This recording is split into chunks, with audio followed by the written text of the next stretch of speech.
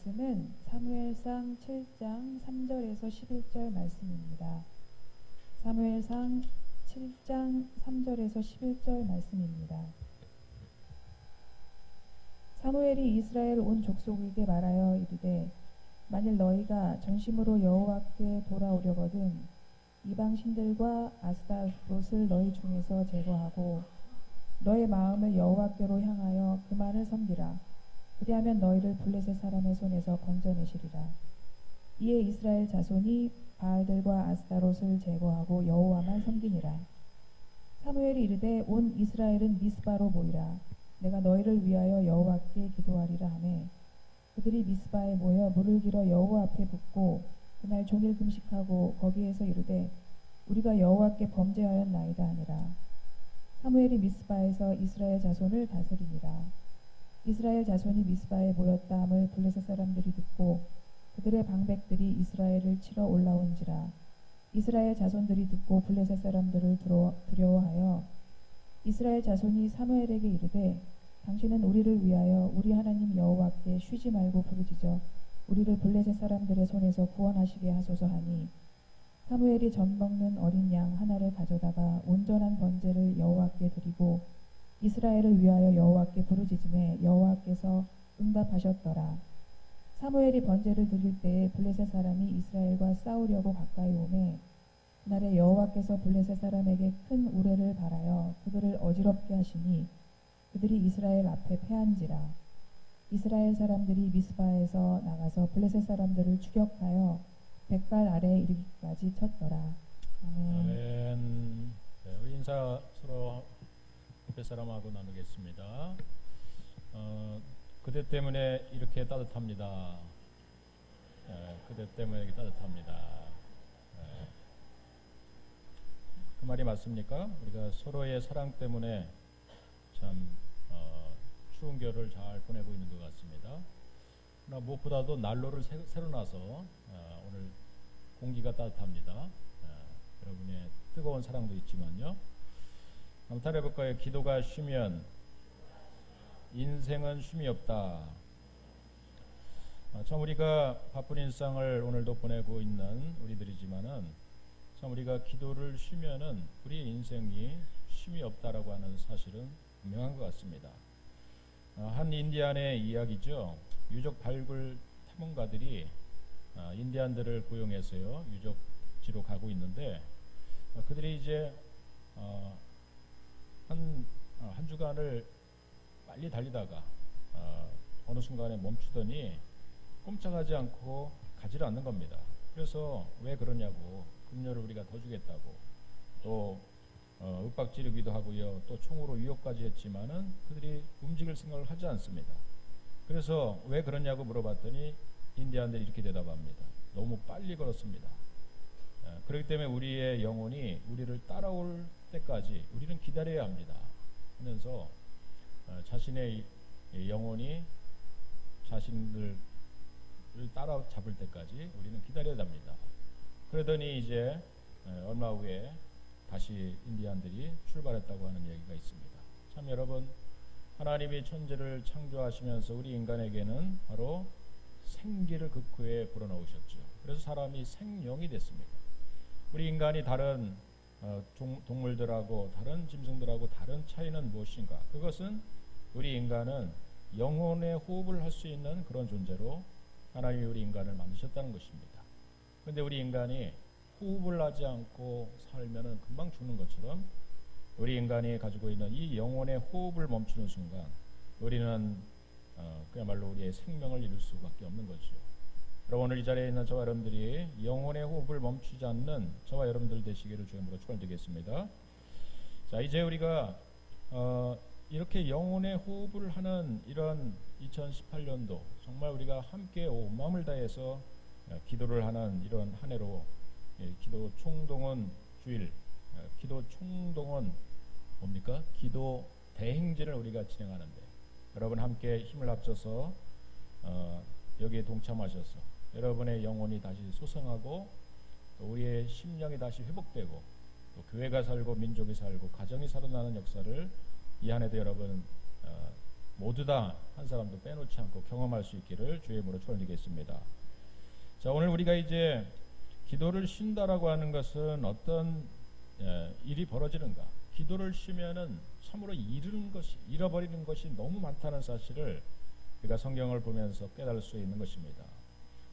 이제 오늘 우리가 읽은 사무엘상 7장의 내용은요, 사무엘이 이스라엘 백성들을 다 동원시켜 가지고요, 미스바라고 하는 곳으로 모이라 그래놓고 사무엘이 이스라엘 백성들을 향해서 외치는 음성은, 그것은 5절부터 6절을 제가 다시 읽어보면은요, 사무엘이 이르되 온 이스라엘은 미스바로 모이라 내가 너희를 위하여 여호와께 기도하리라 하매 그들이 미스바에 모여 물을 길어 여호와 앞에 붓고 그날 종일 금식 기도하고 거기에서 이르되 우리가 여호와께 범죄하였나이다 하니라. 사무엘이 미스바에서 이스라엘 자손을 다스리니라. 참 여러분, 사무엘이 미스바라고 하는 곳에서 이스라엘 백성들을 다 불러 모으더니 내가 너희를 위하여 기도하리라 이렇게 선언하고 있는 겁니다. 여러분, 왜 이러한 기도를 하기로 선언하고 있습니까? 사실은 사무엘은요, 우리가 사무엘상 12장 23절에 보면은 사무엘의 유명한 그런 말 한마디가 나오죠. 그것은 내가 너희를 위하여 기도하기를 쉬는 죄를 여호와 앞에 결단코 범하지 아니하고 선하고 의로운 길을 너희에게 가르칠 것인지. 이 사무엘이 한 말 가운데는요, 지금도 우리가 회자되는 아주 유명한 말은 기도하기 쉬는 죄. 우리가 많은 죄가 저지를 수가 있습니다. 하나님의 뜻대로 살지 않는 것도 죄고요. 또 우리가 도덕적으로 바른 행실을 가지고 살지 않는 것도 세상의 법에 본다면 그것은 법을 어기는 것도 죄인 거죠. 그러나 이제 성경은요, 죄라고 하는 것을 얘기할 때 마치 궁수가 화살을 쏴가지고요, 관역에 정중하는 맞춰야 되는데 화살이 벗어납니다. 그래서 허공을 치든지 아니면은 정중앙에 이 궁수의 의도와 상관없이 다른 곳에 화살이 맞으면은 우리는 그것을 죄라고 성경은 말하고 있는 겁니다. 하나님의 뜻대로 살지 않는 것이 사실 죄인데 우리가 여러 가지로 죄를 지을 수가 있는 겁니다. 뜻대로 살지 않는 것이 너무나 많기 때문에. 그러나 그 가운데서 기도하는 것을 쉬는 것을 죄라고 성경은 분명히 규정하고, 사무엘은 이제부터는 내가 기도하기 쉬는 죄를 결단코 내가 짓지 않겠다, 그 죄를 저지르지 않겠다 선언하고 있는 것입니다. 그리고 이스라엘 백성들을 불러 모아놓고 미스바에서 내가 너희를 위하여 여호와께 기도할 것이다 라고 선언하면서 자신이 이제 본을 보이고 이스라엘 백성들이 기도에 따라올 것을 얘기하고 있어요. 8절로 내려가면은요, 이런 구절이 나옵니다. 이스라엘 자손이 사무엘에게 이르되 당신은 우리를 위하여 우리의 하나님 여호와께 쉬지 말고 부르짖어 우리를 블레셋 사람들의 손에서 구원하게 하소서. 또 9절 중반에 보면은 이스라엘을 위하여 여호와께 부르짖음에 여호와께서 응답하셨더라 하면서 이 미스바의 대각성 운동은 사실은 기도 회복의 운동이었고, 기도하기로 선언하고 함께 기도하자라고 하는 오늘 이 설교와 같은 권고 내용이었어요. 이스라엘 백성들이 다시 기도하기 시작했다는 사실입니다. 이 미스바의 집회를 통해서, 이것을 기점으로 통해서. 자, 그렇다면은 이 미스바의 대각성 기도 전도 집회 이전에 있었던 일이 어떠했길래 과연 사무엘이 기도하기를 다시 선언하고 이스라엘 백성들에게 기도를 촉구하고 있는 겁니까? 사실은 그 전에 사무엘이 이제 사무엘상 7장에 보면은 사무엘이 갑자기 등장해요. 그 전에는 사무엘이 어디 있었습니까? 어머니 이름은 한나였는데 이 한나가요, 자식이 없음으로 인해서 성전에 나와서 하나님께 간절히 기도하며 난 자식이 사무엘이었습니다. 근데 이제 한나가 기도하다 보니까 엘리 제사장이 뭐라고 얘기를 하냐면은 네가 정신이 좀 문제가 있어가지고 네가 지금 미친 말을 하고 있는 것이 아니냐라고 얘기를 들을 정도로 한나의 기도를 엘리 제사장도 인정하지 않았어요. 언제까지 네가 취하여 있겠느냐, 포도주를 끊으라 그러면서 기도하는 것을 엘리 제사장이 격려하고, 야, 참 저 집사님 보니까 기도 많이 하시네요 하면서 참 우리 집사님의 기도를 통해서 우리 교회가 살고 지금 한국 교회가 살고 있습니다. 참 저도 함께 기도할게요. 이러면 좋은데 이 엘리 이 제사장이요 언제까지나 취하에 깨느냐 포도주를 끊으라 그러면서 기도하는 사람 자체를 인정하지 않는 이상한 분위기가 이 사무엘 시대 가운데 흐르고 있었다는 거죠. 여러분 사실은 우리가 이스라엘 백성들의 역사를 잘 아시겠지만은 과거에 그들은 여호수아 장수를 필두로 해서 가나안을 정복합니다. 여리고성을 법궤를 메고 돌면서 정말 어떤 칼 한 번 쓰지 않고 창 한 번 쓰지 않고 여리고를 무너뜨리며 승승장구하며 가나안 땅에 정착해서 이제 살고 있는데 사사기 시대라고 하는 그러한 죄와 회개의 반복적인 시대를 지내오는 가운데 약 300년의 시절을 지내오는 가운데 그들에게 남은 것은 우상 숭배를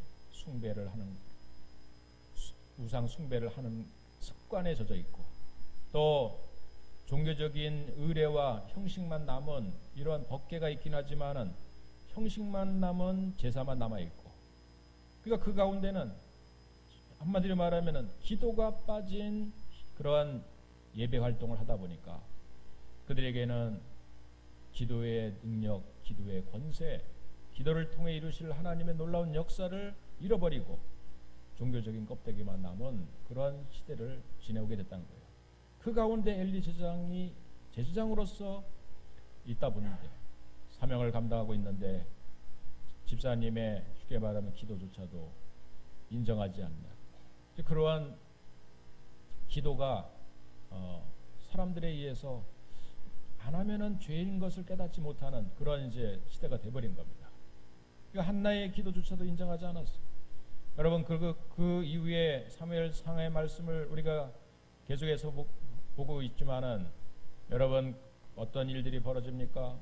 나중에 블레셋이 늘 저 어디서 왔는지 해양 민족이었던 블레셋이 교묘하게 이스라엘 가나안 땅에 정착하며 살고 있다가 이스라엘 백성들이 영적인 혼돈이 찾아오고 그들이 힘이 약해지면 블레셋은 그들이 득세를 하면서 이스라엘 백성들을 괴롭히고 있었던 겁니다.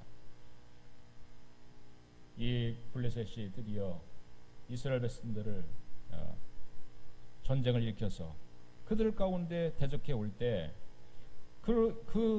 블레셋의 전쟁을 통해 가지고 잃어버린 것이 얼마나 많은지 성경은 보게 됩니다. 1차 전쟁은 약 4천 명 정도의 백성을 군사를 잃어버리게 되고요. 또 두 번째 법궤를 메고 찾아간 그런 전쟁에서는 약 3만 명이 죽음을 당하는 것이 4장 10절에 나오고요. 법궤를 또 중요한 법궤를 빼앗기게 되고요. 그리고 그 소식을 들은 엘리 제사장은 먼저 홈리와 비나스가 자기 자식이 죽음을 당하는 것을 듣고 의지에 앉았다가 고개가 꺾어지면서 비참하게 죽게 되고요. 또 비나스의 아내 그 소식을 들으면서 임신을 했는데 아기를 낳으면서 며느리가 죽게 되고요. 이런 가족 안에서 끔찍한 비극이 이 엘리 집안 가운데 벌어지고 또 군사 3만이 죽고 1차 전쟁에는 4천 명이 죽고 법궤를 빼앗기고 그리고 이 전쟁에서 블레셋에 의해서 굴욕을 당하는 일들이 계속 벌어지게 됐다는 사실입니다. 이제 이것으로 끝나지 않아요. 법궤는 하나님의 임재의 상징이었는데 이 법궤가 블레셋에 의해서 빼앗겨가지고요 다곤 신전에 갖다 놓게 돼요. 그런데 이 다곤 신전에 어떤 일이 벌어집니까? 아침에 일어나 보니까 다곤 신전에 팔다리가 부러져 있고요. 또 그 다음 날에는 모가지가 부러져 있고요. 그래가지고 이 다곤 신을 믿는 이 블레셋 사람들이 이 뭔가 좀 재수 없는 것이 이 법궤구나 생각해서 다시 돌려줘야 되겠다 하면서 돌려주는 과정 중에 어떤 일이 또 벌어집니까? 우리가 그 이야기가 이 법궤가 돌아오는 과정이 4장 이후에 나오는데 법궤는 반드시 이 제사를 드리는 레위 지파들이 어깨에 메고 그것을 공손하게 메고 와야 되는데 쉽게 하기 위해서 수레에다가 그 법궤를 메고 그 법궤를 되찾아오는 겁니다. 여러분 그랬을 때 어떤 일이 벌어집니까? 법궤가 흔들리며 떨어지려고 할 때 그것을 수레를 메우다가 성경에 보면은 5만 70명이 죽음을 당하는 일이 벌어졌다고 성경은 기록하고 있는 것입니다. 그리고 법궤가 나중에 기란 여아림에 나왔는 그 방치됐는데 기란 여아림에서까지 도착을 했어요. 이스라엘 지경 안까지 들어왔는데 그 국경 지역에 그냥 법궤를 방치해두고 무려 20년 동안 법궤가 그곳에 있었더라. 7장 2절에 보면 궤가 기란 여아림에 들어간 날부터 20년 동안 오래 있은지라. 이스라엘 온 족속이 여호와를 사모하니라. 20년 동안 법궤가 오래 있었다는 것은요, 하나님의 은혜가, 저는 이 본문의 말씀 보면서 은혜가 임하지 않고 하나님의 복이 임하지 않는 그러한 시절을 20여 년 동안 지내게 됐다는 것을 얘기하고 있는 거예요. 여러분, 무슨 얘기를 하고 있는 겁니까? 성경의 이 7장 앞장에 있는 모든 내용들은요, 그들이 종교적인 허례 허식만 있지 하나님 앞에서 깨어서 기도하는 것을 잃어버리고 또 기도하는 사람들도 인정하지 않는 그런 시대를 살다 보니까, 여러분, 전쟁에서는 패하게 되고 백성들은 죽임을 당하게 되고 제사장의 가족 전체가 큰 정말 불행이 그 가정 가운데 찾아왔고요. 법궤를 빼앗기고 법궤를 20년 동안 그냥 국경 지역에 방치하게 되는, 하나님의 은혜가 없는 그런 시대를 20여 년 동안 살게 되는 일들이 벌어졌다는 것입니다. 근데 그 가운데서 사무엘은 뭘 했는가? 사무엘상하의 말씀을 시작하면 주인공은 사무엘인데, 사무엘은 7장 2, 3절에 갑자기 등장하고 그 전에는 사무엘이 성전에서 하나님의 음성을 듣는 것으로 끝나지, 그 중간에 전쟁이 벌어지고 법궤를 빼앗기고 또 되찾아오는 과정 중에서도 사무엘은 등장하고 있지 않아. 그래서 사무엘은 뭐하고 있었는가? 참 궁금합니다. 제가 그것이 궁금했어요. 그래서 가만히 생각해 보니까요, 사실은 사무엘이 제사장으로서의 진정한 활동을 할 수 있는 나이는 이스라엘 대부분이 그렇지만 예수님도 공생애를 30세에 시작한 것처럼 사실은 사무엘은 아직 30의 나이가 되지 않은 겁니다. 때가 되지 않은 겁니다. 그러니까 제대로 활동을 하지 못했던 것이죠. 또 그런 가운데서 사무엘은 지켜봤던 것입니다. 이스라엘의 역사의 혼돈을 지켜본 것이죠. 그 중심에, 그 혼돈의 중심, 그 어려움의 중요한 이유가 무엇인지를 영적으로 진단하게 된 것이죠. 그가 청년의 시절을 보냈을 것입니다. 20여 년 동안 기란 여아림에 방치된 법궤를 보면서 하나님의 은혜가 멈춘 것을 보았습니다. 이스라엘 백성들이 전쟁에 나가서 법궤를 메고 나갔지만은 그러나 죽임을 당한 끔찍한 일들을 그도 경험하면서 자기의 스승 엘리 제사장이 거꾸로 죽임을 당하고 그의 아들 홈리와 비느하스가 전쟁에 나가 죽임을 당하고 며느리가 죽임을 당하는 일들을 바라보면서 이 모든 불행의 가장 원인은 뭔가? 과연 우리나라에 제사가 없었는가? 법궤가 없었는가? 문제는 그 가운데 기도하는 것이 없었다. 하나님 앞에 진심으로 나가 기도하는 이 기도가 끊어졌다. 그것을 깨닫게 된 것이죠. 기도 안 하니까 이런, 기도 안 하는 이 자체가 죄구나. 이 죄에 대한 대가를 우리 민족이 혹독히 치르는구나. 이렇게 이 사무엘은 진단을 했던 것입니다. 그리고 드디어 30세의 나이가 되어 그가 공적인 직무를 감당하는 때가 되니까 그가 첫 번째 한 일은 모든 이스라엘 백성들을 다 불러, 미스바라고 하는 거에 불러 모아가지고 그 자리에서 대각성 기도 전도 집회를 하게 됩니다. 그리고 다시 내가 너희를 위해서 여호와께 기도하리라. 내가 결단코 기도하는 죄를 범하지 아니하리라. 그러면서 함께 금식하며 기도를 시키고요. 또 그들이 이제 이 기도의 중요성을 깨닫게 되고 사무엘에게 당신은 우리를 위하여 여호와 하나님께 쉬지 말고 부르짖어 우리를 블레셋 사람들의 손에서 구원해 달라고 하는 그런 간절한 요청을 7장 8절에서 하게 되고요. 그래서 이스라엘을 위해서 사무엘이 다시 한번 번제를 드리고 여호와께 부르짖어 기도하는 그런 일이 시작된 것입니다. 그리고 났더니 기도가 다시 회복되고 기도를 하기 시작했더니 어떤 일이 벌어졌습니까? 그것이 바로 이제 마지막 우리가 본문에 읽은 내용이에요. 드디어 다시 이 늘 괴롭히고 있던 블레셋이 다시 한번 그들이 모였다 하는 소리를 듣고 쳐들어온 거예요. 그랬을 때 그들이 그 전까지는요, 전쟁이 나면은 당연히 칼을 들고 나가고 또 창을 들고 나가고, 그것이 없으면 최소한 집에 있는 괭이라도 들고 나가야 되는데, 그러나 이제 놀라운 일들은 이렇게 기도하고 난 다음에 전쟁이 났는데 그 전쟁에서는 그런 것이 가지고 나갈 필요가 없는 거예요. 이러한 무기를 들고 나갈 필요가 없는 거예요. 10절에 보니까 블레셋 사람들에게 큰 노래를 바라여 그들을 어지럽게 하시니 그들이 이스라엘 앞에서 패한지라. 할렐루야. 하나님께서요, 우레를 바래가지고, 하늘에서 우레를 바래서 이들이 이제 깜짝 놀래가지고요, 지들끼리 싸우다가 지들끼리 도망가고 버립니다. 쉽게 말하면 한 번도 칼을 쓰지 않고 창을 쓰지 않고 전쟁을 하면 그렇게 의뢰해야 되는데도 불구하고 그들은 그냥 손끝 하나 까딱하지 않고 그 자리에서 승리를 거둔 거예요. 여러분, 기도하고 났더니 이런 큰 승리를 하나님이 허락해 주신 줄로 믿습니다. 그래서 그들이 이것을 기념하면서 바로 이제 사무엘이 미스바와 센 사이에 돌을 하나 세워놓고요, 하나님이 여기까지 우리를 도우셨다라고 하는 이름을 새겨서 에베네셀이라고 하는 기념비를 세워놓게 된 줄로 믿습니다. 여러분, 하나님의 도우심을 여러분 힘있기를 원하십니까? 하나님이 우리를 도와주시기를 원하십니까? 그렇다면 우리가 뭘 해야 되는지 아시죠? 물론 우리가 열심히 사는 것도 필요합니다. 한 사람보다 우리 한 사람의 그리스도인들은요, 정말 더 열심히 살아야죠. 왜냐하면 다른 사람은 주일날까지 일을 하고 그러면서 장사도 쉬지 않고 그러는데, 우리 하나님의 백성들은 주일이 되면은요, 가게 문도 쉬고 또 직장도 우리가 웬만하면 정말 쉬고요, 주일날에 하나님 앞에 예배를 드린 날이 아닙니까? 그러니까 다른 사람보다 뭔가 하루가 빠진 날처럼, 한 달이면은 최소한 4-5번은 쉬어야 되는데, 그러면 다른 사람보다도 조금보다 덜 열심히 일하는 그런 모습으로 비춰줄 수 있는 거죠. 그러니까 우리는 그것을 회복하기 위해서 또 나가서 열심히 또 다른 사람보다 주일날 쉬었던 일들을 보완하기 위해서 또 나가서 더 열심히 일해야죠.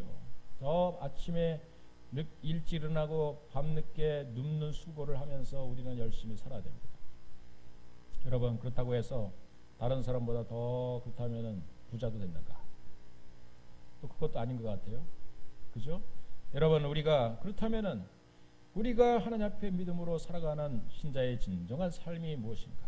우리가 하나님이 도우심을 구하고 여기까지 하나님이 도우셨다라고 하는 이런 고백을 할 수 있는 그러한 진리는, 그런 비밀은 어디에 숨어 있는가?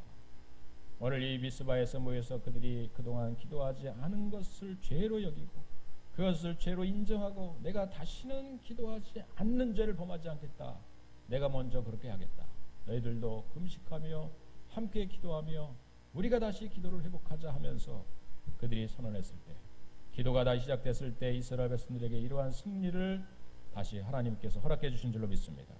여러분, 기도는 우리가 그냥 늘 교회에서 의뢰껏 그냥 당연히 해야만 된다고 생각하고 늘 기도에 대한 아쉬움을 우리가 갖고 살면서도 사실은 정작 별로 기도하지 않는 것이 이 현대 그리스도인들의 모습이 아닙니까?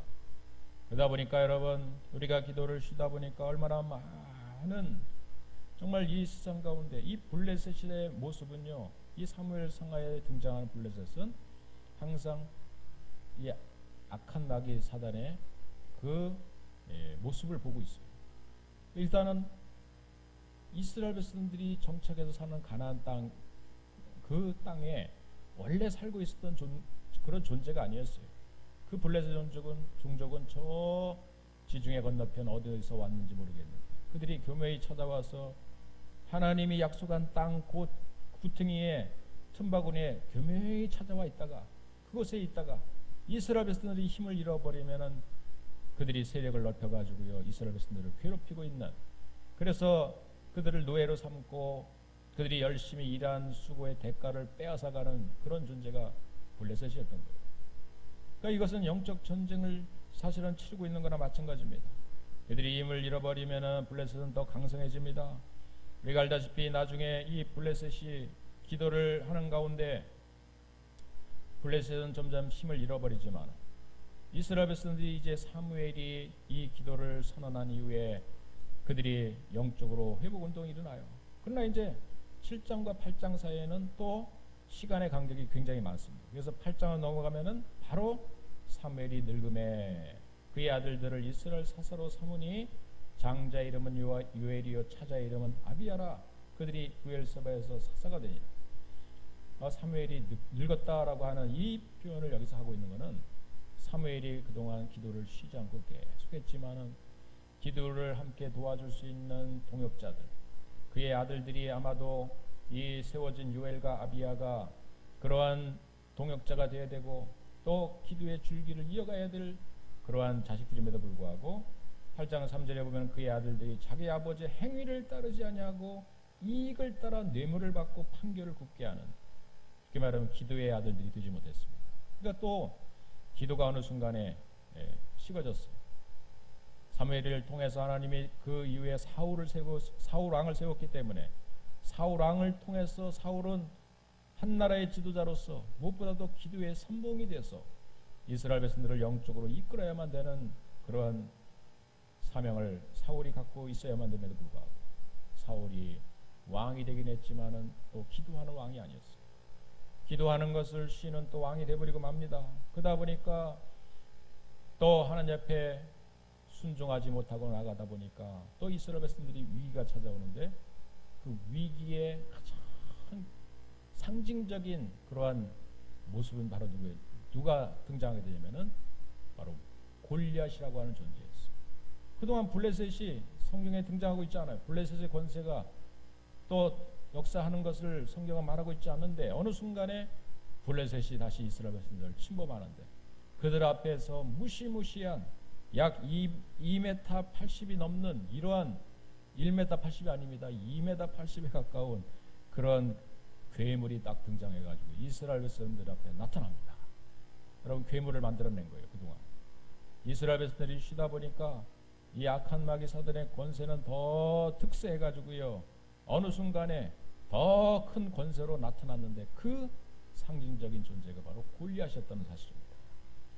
성경에 보면은 사도행전 8장 5절부터 7절에 보면은 빌립이 사마리아 성에 내려가 그리스도를 백성에게 전파하니 무리가 빌립의 말도 듣고 행하는 표적도 보고 한 마음으로 그가 하는 말을 따르더라. 많은 사람에게 붙었던 더러운 귀신들이 크게 소리 지르며 나가고, 가만히 보니까요 이 세상 가운데 여전히 악한 마귀 사단의 권세는 더러운 귀신은 사람들에게 붙었다 이렇게 얘기해요.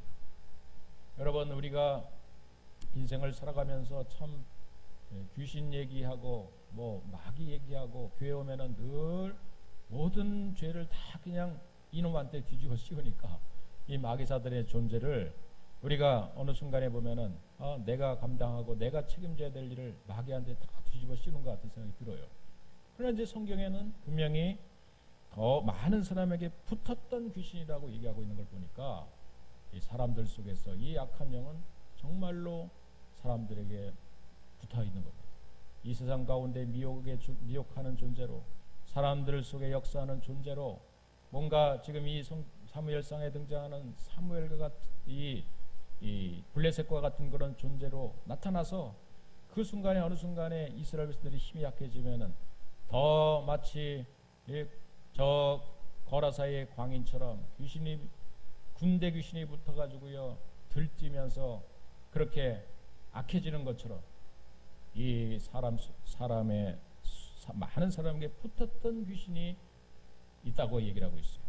또 고린도후서 4장 4절에 보면은요 그 중에 이성의 신이 믿지 아니하는 자들의 마음을 혼미케 하여 그리스도의 영광의 복음의 광채가 비치지 못하게 함이니 그리스도는 하나님의 형상이라. 사람의 마음을 미혹하는 혼미하게 만드는 존재가 또 있다고 합니다. 여러분, 우리가 조그만 영적인 감각을 가지고요 또 영적인 눈을 떠서 우리가 세상에 돌아가는 구조를 보고 세상에 우리가 안식을 얻지 못하고 참 쉼을 얻지 못하는 그런 삶의 이유가 뭔가를 우리가 진단해 볼 때 내 육체에 뭔가 떨어지지 않는 피곤이 계속되고요 뭔가 내 삶이 공고하고요 이런 일이 반복돼서 나가는 것을 볼 때 피곤이라고 하는 것이 내 뒤에 붙어있는 게 아니라 여러분 우리가 영적으로 귀신이 사람들 속에 붙었다라고 얘기하는 걸 보니까 악한 마귀 사단의 권세가 우리를 혼미케 하고 우리를 괴롭히고 있다는 사실을 우리가 알 수가 있다는 겁니다. 그런데 그것이 때로는 실체로 나타나서 어느 순간에 골리앗이라고 하는 괴물이 사람들 앞에 등장하는 거예요. 사람들은 무서워서, 사울왕도 무서워서, 또 남은 군사들도 무서워가지고 꼼짝 못하고 숨어서 이 골리앗을 어떻게 이기지 못해가지고 무서워 벌벌 떨고 있는 거예요.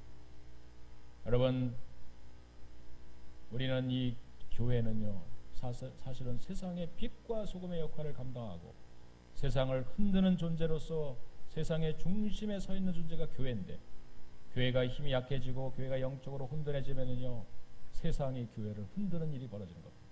지금 사실은 매스컴이 교회를 얼마나 흔들고 있어요. 교회의 여러 가지 이 세상의 법들이 교회를 흔드는 법들을 얼마나 많이 만들고 있어요. 평등법이니 동성애법이니 모든 것들이 하나님의 말씀하고 다 어긋나는 그런 일들, 법들을 세상에 만들어가면서 하나님의 말씀대로 살려고 하는 하나님의 백성들을 흔들고 있지 않습니까? 교회를 흔들고 있지 않습니까? 세상에 갑자기 골리앗이 등장한 것 같은 생각이 들어요. 그동안 우리 교회도 종교세법을 여러 차례 우리 교회에서도 세미나를 하고 또 다른 우리 노예 안에서 세미나를 하면서 결국 그 세미나를 들으면서 생각하는 거는, 야, 우리가 꼭 이렇게까지 해야 되는가? 교회가 왜 이렇게까지 우리가 이 세상에서 우리 교회를 흔드는 것에 대해서 방어하고 이런 차원에서 우리가 이런 세미나를 해야 되는가? 이런 생각이 들더라고요. 한 번도 사실은 그런 적이 없었는데, 우리의 힘이 약해지니까 교회는 여러분 어떤 종교 활동은 많이 하고요, 세상에 뭐 구제 봉사는 많이 하는데 정말 하나님 앞에 기도하는 이러한 기도의 모습을 한국 교회가 잃어버리고 식어지니까 세상이 교회를 흔들고 있는, 세상은 갑자기 골리앗을 탄생시켜가지고요 우리를 두렵게 만들고 있는 이런 상황을 맞이했다는 것입니다. 여러분, 우리가 다시 한번 깨어서 기도할 수 있는 저와 여러분들 되기를 주의 이름으로 간절히 축원드리겠습니다. 지금 이 사무엘의 역사를 우리가 훑어보면서 바로 그러한 과정이 반복되는 거예요. 그러나 그 가운데서 다윗이 등장합니다. 또다시 다윗은 어떤 사람입니까? 한마디로 다윗을 얘기하면은 다윗은 기도의 사람이었어요. 다윗이요, 여러분, 우리가 시편의 많은 말씀들은 곡조 붙은 기도를 그가 한 거예요. 수금을 켜고 기타를 죽음으로처럼 치면서 하나님 앞에 자기의 심령을 고백한 내용들이, 기도의 내용들이 시편의 대부분의 다윗의 고백이었던 거예요. 다윗의 기도였던 거예요. 기도의 사람 다윗이 소년이었지만은 그를 맞짱 뜰 수 있는, 골리앗을 맞짱 뜰 수 있는 사람은 바로 다윗이었어요. 소년이 다윗이었어요. 네가 칼과 창으로 나왔지만은 그러나 나는 만군의 여호와의 이름으로 내가 내 앞에 서노라 하면서 그저 물맷돌 하나, 짱돌 하나 잘 던져가지고요 골리앗을 거꾸로 틀 수 있는 이 권세를 가진 자가 소년 다윗이었다는 사실입니다. 오늘 이 자리에 있는 저와 여러분들이, 여러분, 우리는 여자라서 약하고, 나는 또 돈이 없어 약하고, 세상에 명예 권세가 없어서 약하고, 우리가 많은 것이 약할 수 있습니다. 나는 아직 어린아이이기 때문에 약하고, 그러나 그 한 사람이 기도를 시작할 때, 그 사람이 바로 기도의 사람이 될 때, 기도하는 우리 어머니가 될 때, 기도하는 권사님이 될 때, 기도하는 성도가 될 때, 여러분, 세상을 압도하고 세상을 흔들 수 있는 영적인 권세가 우리 가운데 생겨야 되는 줄로 믿습니다. 여러분, 다시 한번 우리가 기도하는 것을 쉬지 않고요 다시 기도를 시작할 수 있는 마음이 우리 속에 불일이 일어날 수 있기를 주님의 이름으로 간절히 축원드리겠습니다. 기도를 쉬지 말아야 되는 이유는요, 그것은 첫째, 기도는 우리의 영혼의 호흡인 것을 너무나 잘 알고 있지 않습니까? 하나님이 극구의 생기를 불어넣으시 사람이 생명이 됐어요. 우리는 이제 살아있는 존재가 되는데, 그러나 어느 순간 우리 가운데 죄가 찾아오면서 영혼의 호흡이 끊어진 거예요. 그럴 때 예수님께서 다시 십자가의 죽음과 부활을 통해서 물과 성령으로 우리를 거듭나게 하면서 우리를 다시 호흡이 뛰게 만들었어요. 그래서 우리는 사실은 지금 다시 살 수 있게 만들고 다시 호흡을 하면서 살고 있는데, 근데 문제는 뭐냐면은 내가 직접 호흡을 해야 되는데, 내가 호흡을 안 하고, 이 영적인 호흡을 안 하고 살다 보니까 내가 사실은 숨이 막힌 거예요. 그래서 인공호흡기를 나한테 끼운 거나 마찬가지입니다. 여러분, 저는 이 중환자실에 자주 들어가서 기도하는 그런 기회가 있는데 그곳에 가면은요 대부분 호흡기를 다 끼고 있어요. 이 중환자실에 누워 계시는 분들 환자가 그러면은요 이 호흡기는 뭡니까? 옆에 산소통이 있고요. 혼자서 호흡을 못하니까 산소 호흡을 계속 불어넣는 겁니다. 어느 순간에 이 산소 호흡기를 띄면은 그분이 사실은 이제 하늘나라로 가시는 건데 그러나 우리 가족의 입장에서는 그렇게 해서라도 더 오래 살리고자 하는 마음이 사실 있는 겁니다. 그런데 사실은 제가 보기에는 얼마나 이분이 힘들까 생각해요. 이 강제로 호흡을 시키는 거 아닙니까? 그래서 그런 법들이 만들어지면서 본인의 결정과 혹은 가족들의 결정에 의해서 호흡기를 스스로 뛸 수 있는 이러한 법들이 이제 만들어진 것이 아니겠습니까? 아무튼 이 호흡하는 게 강제로 남이 호흡시키는 게 얼마나 힘든지 몰라요. 그게 보는 사람도 안타까운 거예요. 그걸 지켜보는 가족들도.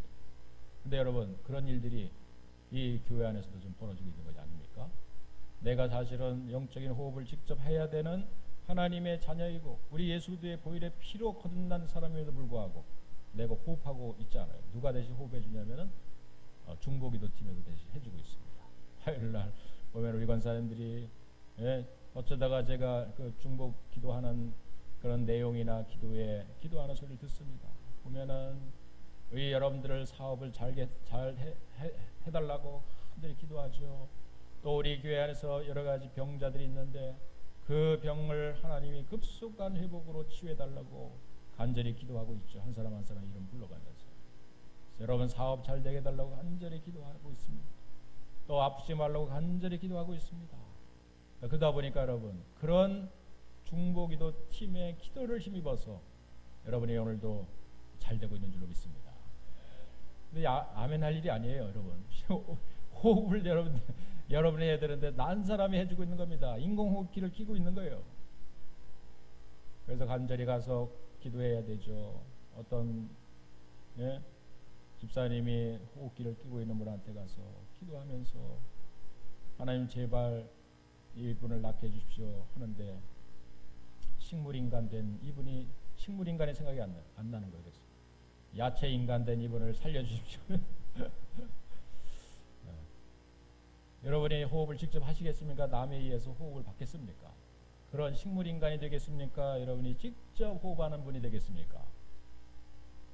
할렐루야. 마음의 결심을 하시기를 주의 이름으로 축원드리겠습니다. 그래서 기도는 호흡인 거예요. 그래서 내가 호흡을 해야 되는 거예요. 그러면 어느 순간에 한 10분 기도하는 사람이 20분, 1시간 기도하는 순간이 될 때 이게 내가 영적으로 하나님과 교통한다라고 하는 느낌이 나요. 하나님이 말씀하시는 것을 듣게 될 수 있는 귀가 열리는 거예요. 그러면서 내 마음에 진짜 자신감이 생기고요. 믿음이 생겨요. 기도 하나 하면 어떻게 일이 생기냐면은 내가 정말 죽으면 천국이 갈까? 천국이 진짜 있는가? 이런 의심이 끊임없이 들어요. 또 내가 오늘 그리스도인으로 산다는 이 자체가 자신감이 없는 거예요. 그래서 어디 가서 밥 한번 먹을 때도 기도하는 것도 부끄러워요. 순간적인 기도를 합니다. 이 기도하는 건지 부끄러워서 기도하는 게 자신감이 없는 거예요. 담대한 믿음을 갖지 못합니다. 골리앗 앞에서는 다윗이 되지 못하고요.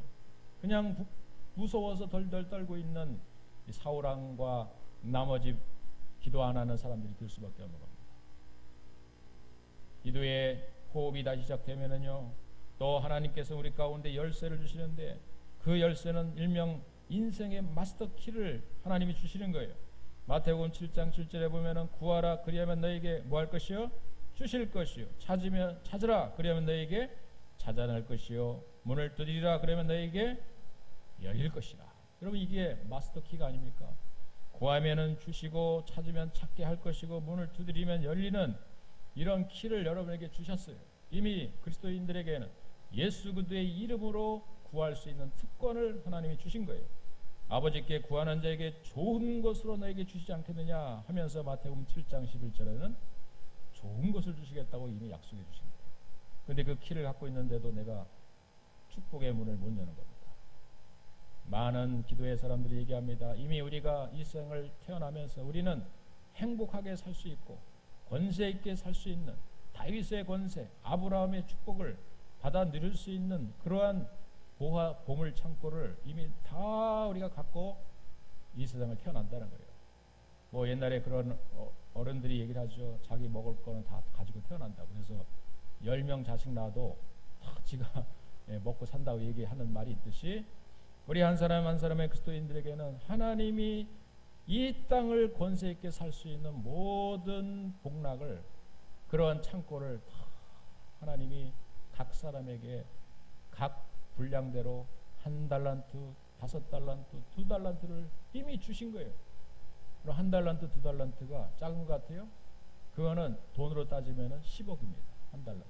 쉽게 말하면 한 10억 정도 분량입니다. 5달러는 거의 100억에 가까운 어마어마한 그런 달란트입니다. 돈으로 한 사람. 이미 그러한 축복의 소선을 여러분에게 다 한 사람씩 줬는데 그거를 키를 여러분에게 준 겁니다. 문제는 뭐냐면 키를 가지고 열어야지 축복의 창고로 들어갈 수 있는데 키가 있는지도 몰라요. 자기가. 그 키를 내가 열 수 있는 작은 노력도 하지 않아요. 하루에 1시간만 기도할 수 없더냐라고 하는 말씀은 축복의 문으로, 부활의 큰 은혜로 너희가 함께 나갈 수 있는데, 오늘 여기서 내가 죽는 것에 대해서, 내가 십자가의 죽음에 대해서 너희들이 안타까워하고 한숨만 쉬고 있지, 부활의 놀라운 권능과 능력으로 나갈 생각을 하지 못하고 있는, 지금 잠자고 있는 이 제자를 향해서 예수님이 하신 말씀이 한시도 깨어서 기도할 수 없더냐라고 하는 말씀이었던 거예요. 여러분, 축복의 문을 여러분 함께 열 수 있는 은혜가 있기를 주의 이름으로 축원드리겠습니다. 여러분 손을 한번 이렇게 보시기 바랍니다. 뭐가 주어져 있다고요? 축복의 문이. 이거를 두 손을 함께 모이기 바랍니다. 그러면 이게 이제 축복으로 가는 열쇠가 될 수 있을 줄로 믿습니다. 열쇠 구멍은 하늘에 있습니다. 위를 향하면은 하나님께서 여러분의 축복의 문을 활짝 열어주실 줄로 믿습니다. 우리는 그래서 기도하기 쉬우면은 영원히 호흡을 못하고요. 기도하지 않으면은 축복의 문을 못 여니까. 그리고 결국에는 내가 모든 일을 다 해야 되는 거예요. 하나님 앞에서 축복의 문을 1시간만 엎드려 기도하면은 나머지 것들은 아까 에베네셀의 하나님 한번 칼도 쓰고 창도 쓰지 않고 그냥 지금까지 대적해왔던 이 블레셋의 세력을 격파를 할 수 있었던 거예요. 그런데 그렇지 않으면 어떻게 됩니까? 그 전에 봤던 상황을 보면은 종교적인 법궤를 메고 가면 이길 수 있는 것처럼 하면서 처음에는 그냥 나가서 싸우다 대패를 당하고 수만 명이 죽고 법궤마저도 빼앗기고 사람 자기 가족들도 다 죽고 이런 엄청난 피해를 당하고 났어요. 그러나 다시 기도하기 시작하니까 하나님이 우레를 발해가지고 그들을 어지럽게 만들어서 격파를 시켰고요. 다윗은 그냥 짱돌 하나 들고 나가니까 골리앗을 거꾸로 튀고요. 사실은 여러분, 우리의 노력과 열정을 세상에 쏟고 있는 열심을 기도하는 일에 조금만 더 쓰면 10분의 1만 구별해가지고요, 하나님 앞에 기도하는 시간에 쓰면 여러분이 나가서 애쓰고 수고하고 노력하고 땀 흘리고 정말 이러한 에너지를 기도하는 일에 잠시 쓴다면 나머지 것들은 하나님이 다 책임져 주시는 역사가 일어나게 될 줄로 믿습니다. 할렐루야. 놀라운 사실은요, 지난 철야 예배 때 우리 잠깐 말씀을 나눴지만은 하나님이 기도하는 자에게 미리 모든 걸 알려주신다고 얘기했어요. 그래서 기도하는 자는 하나님께서 버치라 칭하시고요, 아모스 3장 7절에 보면은 주 여호와께서는 자기의 비밀을 그 종 선자들에게 보이지 아니하시고는 결코 행하심이 없느니라. 요한복음 15장 15절은 이제부터는 종이라 하지 않고 너희를 친구라 하노니 내가 내 아버지께 들은 것을 다 너희에게 알게 하였습니다. 또 예레미야 33장 3절 위대한 기도의 그러한 요절이죠. 너는 내게 부르짖으라 내가 응답하겠고 내가 알지 못하는 크고 은밀한 일을 내게 보이리라. 할렐루야. 이 얘기가 바로 뭐냐면요, 다 안다는 겁니다. 보여준다는 겁니다. 하나님 미리 앞서서. 여러분, 잘하면 로또 복권 번호도 하나님이 알려주실 줄 믿습니다. 물론 필요하다면 그렇게 할 수가 있지만 하나님이 앞서서 자기의 친구에게는, 종에게는 사실은 잘 계획을 얘기해요.